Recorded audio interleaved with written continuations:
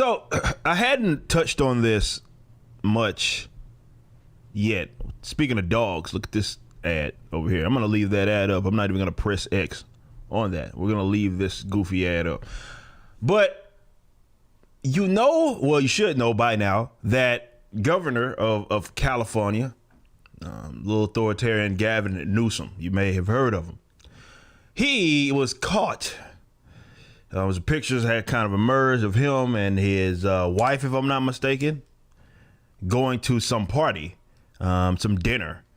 And obviously this is sort of against sort of the ideas that he had been lecturing and has been lecturing the rest of the country in terms of his policy and his authoritarian little restrictions that he's putting on the world. And he got caught. But that wasn't the only person that was there at the particular dinner. Reading from Politico, California doctors top brass attended French laundry dinner with Newsom.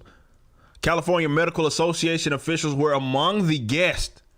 So the experts were among the guests. The experts were among the guests. Seated next to Governor Gavin Newsom at a top California political operative's opulent birthday dinner at the French Laundry restaurant this month. CEO Dustin Corcoran and top CMA lobbyist Janice Norman both joined the dinner at the French Laundry, an elite, I'm glad they used that term, Napa fine dining restaurant to celebrate the 50th birthday of lobbyist and longtime Newsom advisor Jason Kenney, a representative of the powerful interest group, confirmed Wednesday morning. Both Norman and Corcoran are friends of Kenney, as is Newsom, who referred this week to his 20-year friendship with Kenney. In a photo obtained by Fox LA, Norman is clearly visible seated to Newsom's left. The presence of the CMA brass could amplify criticisms of the dinner occurring despite Modelo virus restrictions that have limited California's movement and constrained businesses. While Newsom and Kenney's lobbying firm have said the meal abided by public health rules, it has struck a chord with Californians who have assailed the upscale story as hypocritical as coronavirus cases surge. So, basically, some, let's say, healthcare officials, if you will, some of the experts were also among Mr. Gavin and his posse, right? These are the elites of the elites that get to do what they tell you can't do. I don't know when the hell y'all crackheads gonna wake the fuck up to what's going on, for lack of better terms. I can't censor myself there because it's a lot of stupid fucking people out there. And we're going through this bullshit again, y'all. We're about to go through this nonsense again where the restrictions don't work. None of the shit that they had claimed was supposed to work. Putting all these restrictions on you, running your businesses into the ground, our livelihoods that they've ruined didn't even work. And they say, okay, this didn't seem to stop the cases from surging. It's almost as if there were actual epidemiologists who said that the second surge was inevitable, especially if you did the restrictions. It was not going to stop this from happening. Yet here we are yet again, and they're still trying to apply the same restrictions that didn't work the same time. So what do you get out of it? A ruined life, depending on what industry that you're in. Meanwhile, these crackhead ass, well, can we call them? Yeah, they probably do crack. I'd imagine they do crack. Their supporters for sure do crack. But maybe governor, maybe they're doing crack at the dinner. I don't know. All I'm saying is that what they have been lecturing you, what they had been lecturing you on this entire time, and what they had said that you could not do, they do themselves, including people that are involved in the healthcare industry. I don't know what it's going to take for you guys to understand what the fuck's going on. This is all charades, man. It ain't even charades. This is a show. That's what it is. It's theater. And I told y'all fools it was theater. The whole mask, this is theater.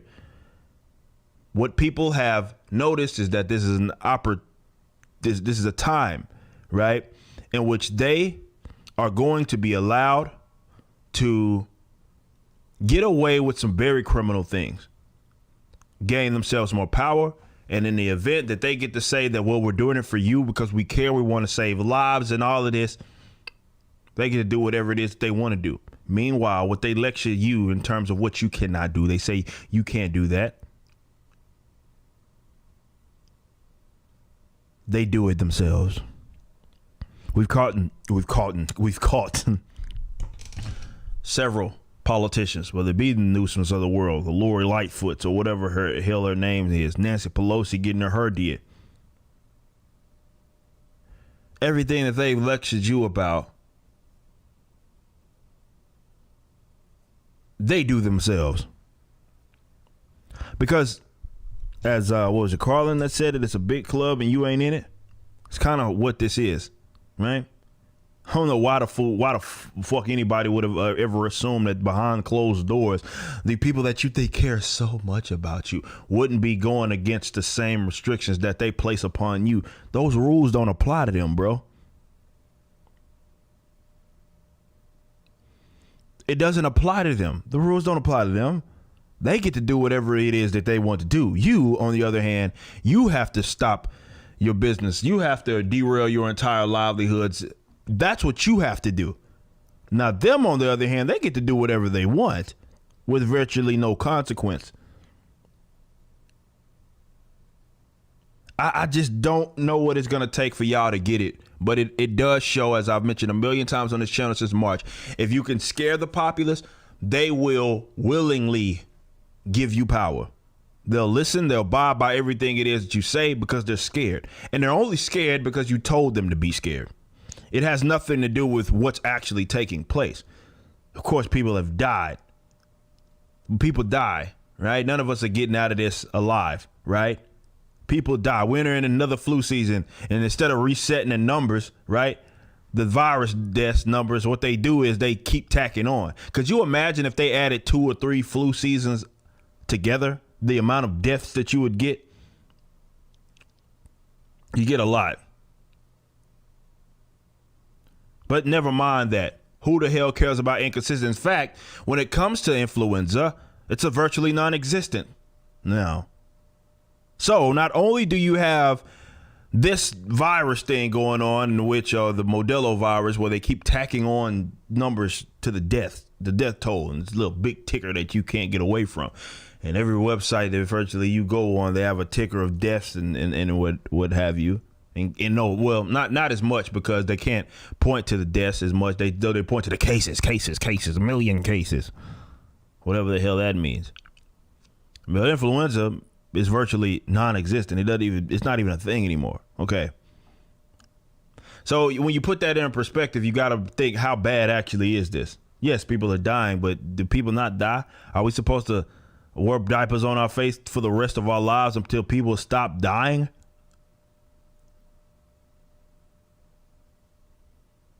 Don't answer that question. It's rhetorical, because if you let some people tell it, that's exactly what they would have you do. You just watched a clip from my podcast, For Canon's Sake. Catch us live at 12 p.m. throughout the week over at youtube.com/YoungRipper59 and facebook.com/EricJulyTX. If you want to watch the entire video cast after the show is over, be sure to become a member on YouTube or a subscriber on Facebook. Of course, the full audio portion of the podcast is available for free on all major digital platforms, or just visit forcanonsake.com.